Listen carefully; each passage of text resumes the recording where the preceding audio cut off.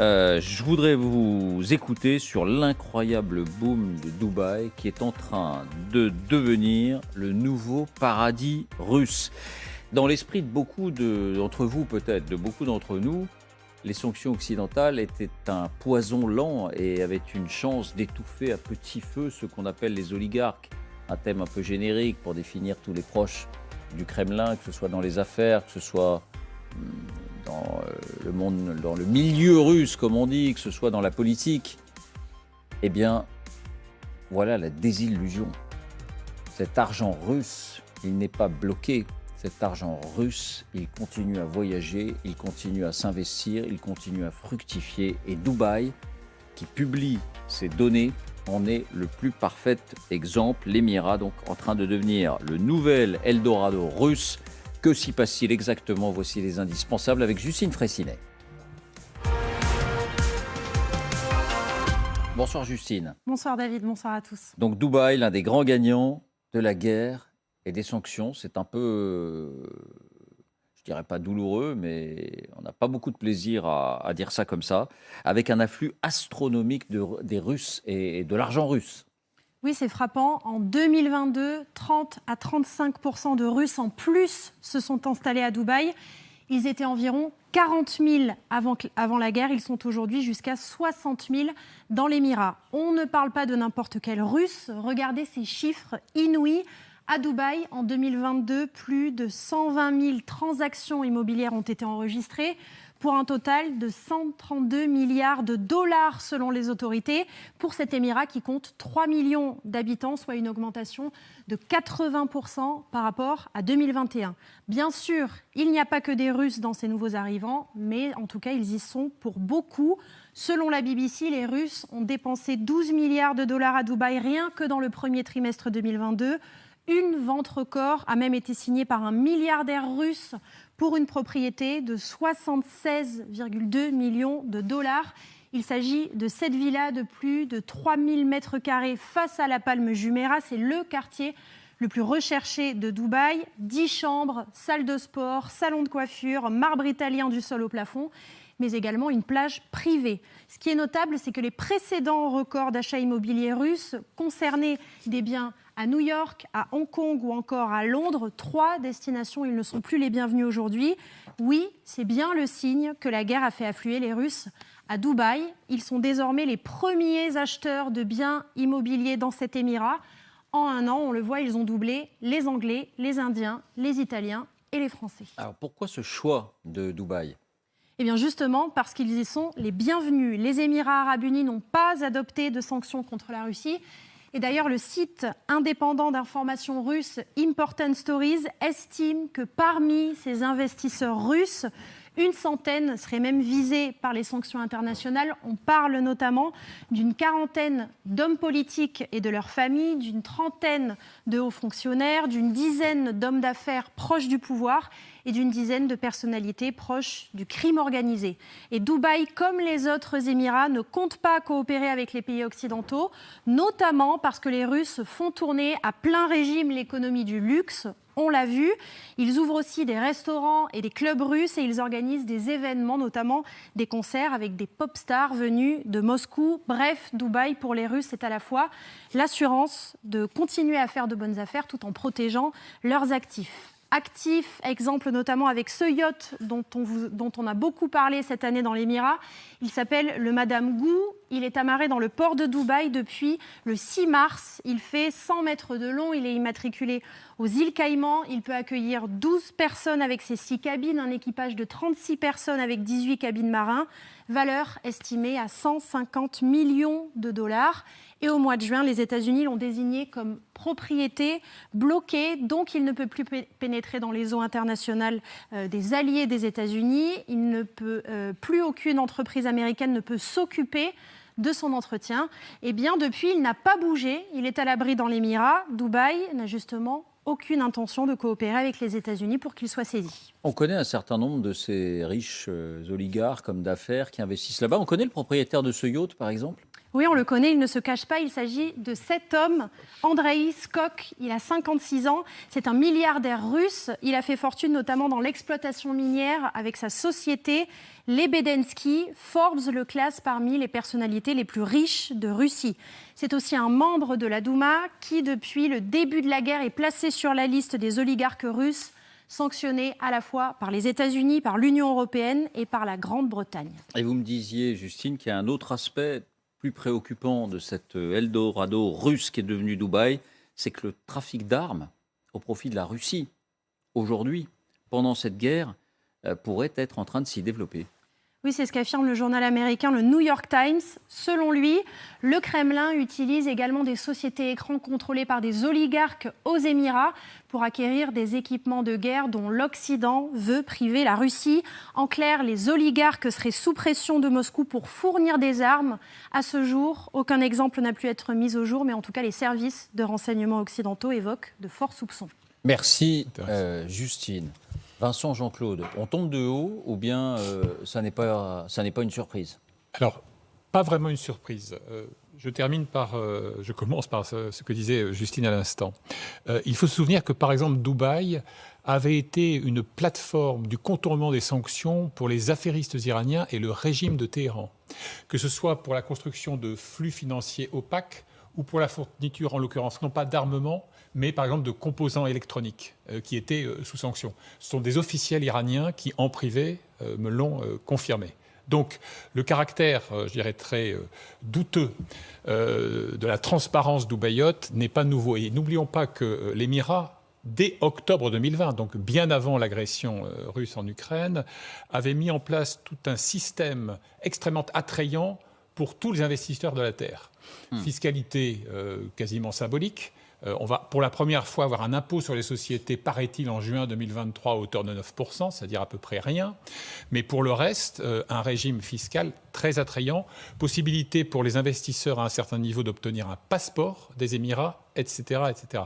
Donc tout ceci n'est pas nouveau et j'en veux pour preuve que le magazine Challenge, qui vient de publier un dossier sur ce sujet, avait déjà en mai 2022 rappelé combien Dubaï était attirant, était une destination privilégiée, mais pas seulement pour les richissimes russes, aussi pour des oligarques ukrainiens ou d'autres.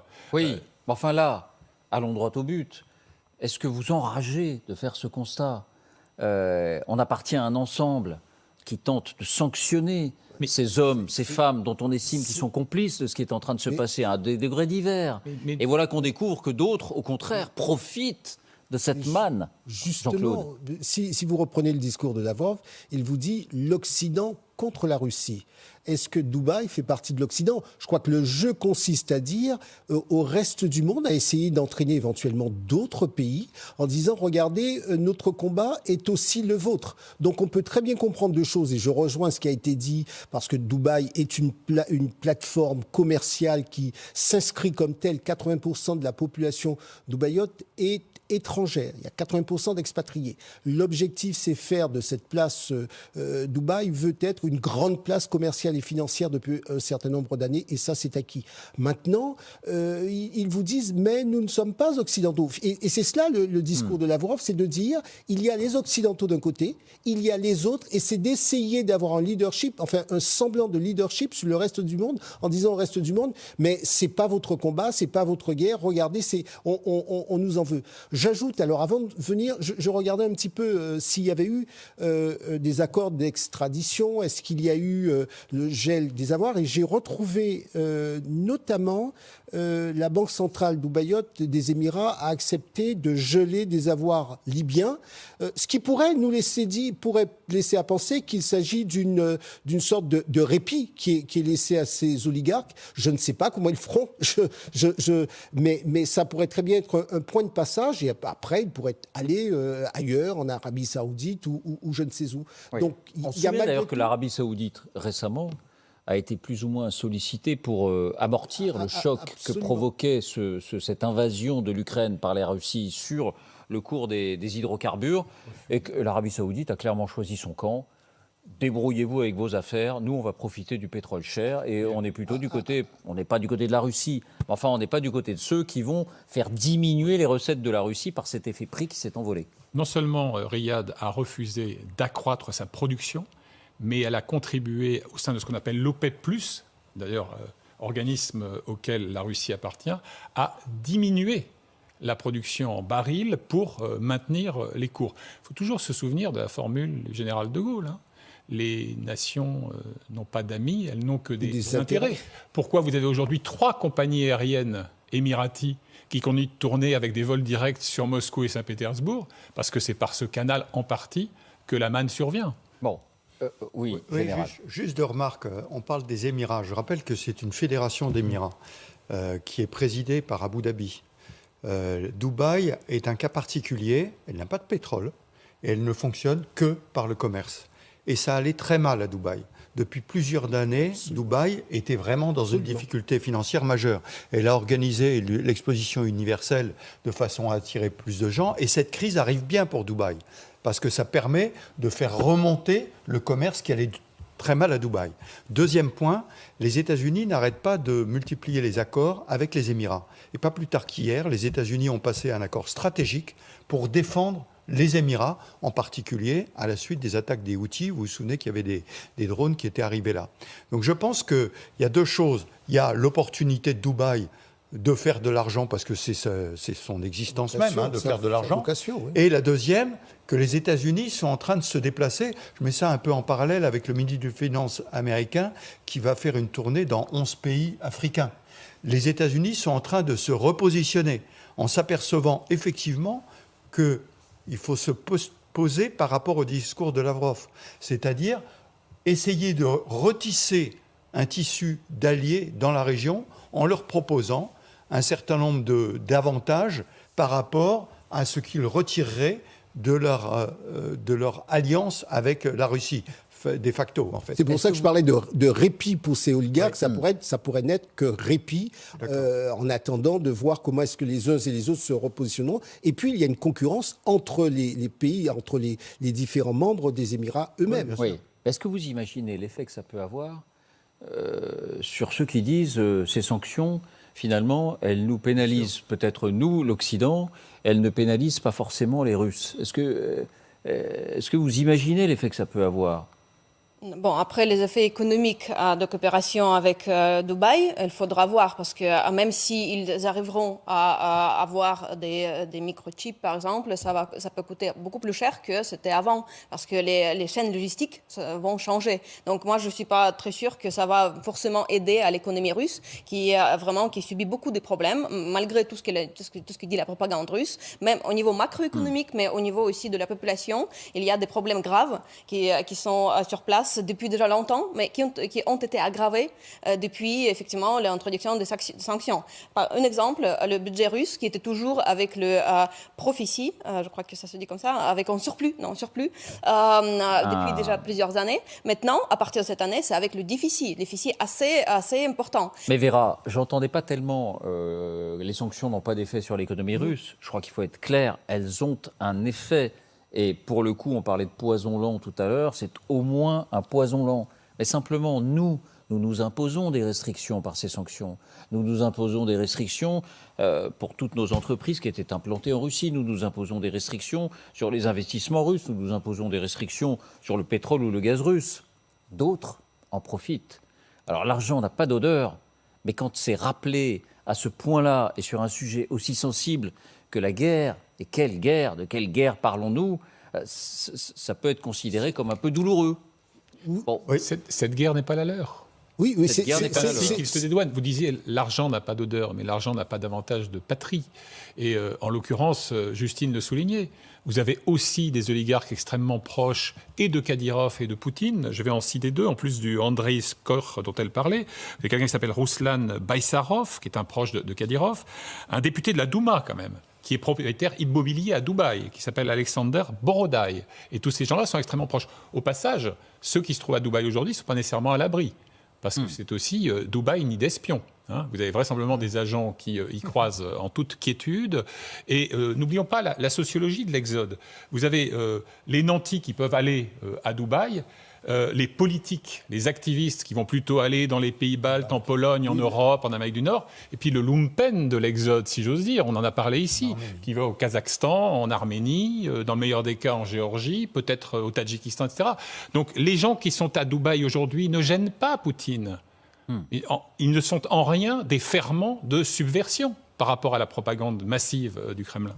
Bon, ce que je veux dire, c'est qu'on espérait geler les avoirs, les patrimoines, les biens de ces oligarques, on espérait petit à petit les étouffer, et pourquoi pas?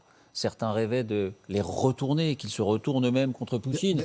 On réalise qu'ils ont 1000 autres opportunités. Souvenez-vous, juste deux remarques. D'abord, en suivant l'énumération que vient faire Vincent, il faut parler de tous les Russes qui ont quitté la Russie. Alors ceux qui sont riches, ceux qui ne sont pas riches, etc. Un ami qui était il n'y a pas très longtemps à Moscou m'a dit c'est catastrophique, on ne rencontre pas de gens qui ont moins de 40 ans. C'est-à-dire que la jeunesse a quitté. Et à terme, pour la Russie, c'est une catastrophe. La jeunesse dans les grandes villes, je ne sais pas ailleurs. Mais Moscou, Saint-Pétersbourg, la jeunesse est partie. Et alors, elle est partie soit pour de l'opposition, soit simplement pour vivre, soit pour faire de l'argent comme à Dubaï. Mais soit pour échapper à la mobilisation. Oui, échapper à la septembre. mobilisation, vous avez raison. Mais ceux qui font de l'argent à Dubaï, ce qui les intéresse avant tout, c'est de faire de l'argent. C'est eux-mêmes. Eux-mêmes. Et donc là, vous parliez de Dubaï, ni d'espions, là il y a une façon facile de les piéger au bout d'un certain temps, en leur disant, vous voulez continuer à faire de l'argent? Ben voilà comment on va faire de l'argent, et pas forcément dans l'intérêt de M. Poutine. Bon. C'est pas de politique. Dubaï, c'est vraiment ça. C'est pas de politique. C'est le business à fond, et ça ne sera que cela. Mais là encore, je reste convaincu que c'est probablement temporaire, cette histoire. Un mot sur le New York Times et ses soupçons ou ses accusations d'une possible contrebande d'armes, du coup, puisque ces oligarques qui sont de plus en plus nombreux et que le Kremlin doit sans doute leur mettre la pression. Alors, c'est pas très étayé, il faut bien reconnaître dans le papier du New York Times. C'est sérieux, c'est spéculatif.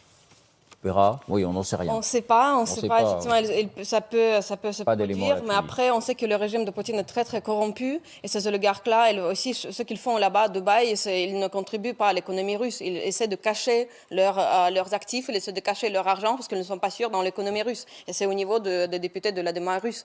Donc, moi, je suis assez sceptique par rapport à l'influence de cette affaire-là sur l'économie russe, sur la capacité de la Russie de continuer la guerre. C'est pas ça qui va jouer un rôle. Oui. Les trafics d'armes, que ce soit par les Émirats ou ailleurs, dès qu'il y a la guerre, vous avez des trafics d'armes. Vous avez les contournements des sanctions. On l'a même vu sur des missiles russes tombés en Ukraine, dont les sous-ensembles étaient américains, après l'embargo. Donc, si vous voulez, vous avez des tas de façons de contourner ça. C'est une affaire de professionnels. Ce sont des gens, l'un a été libéré, était dans une prison américaine, a été libéré il n'y a pas si longtemps que ça, est allé en Russie. Ce sont des professionnels qui ont des circuits qui leur permettent de contourner les sanctions. Bien.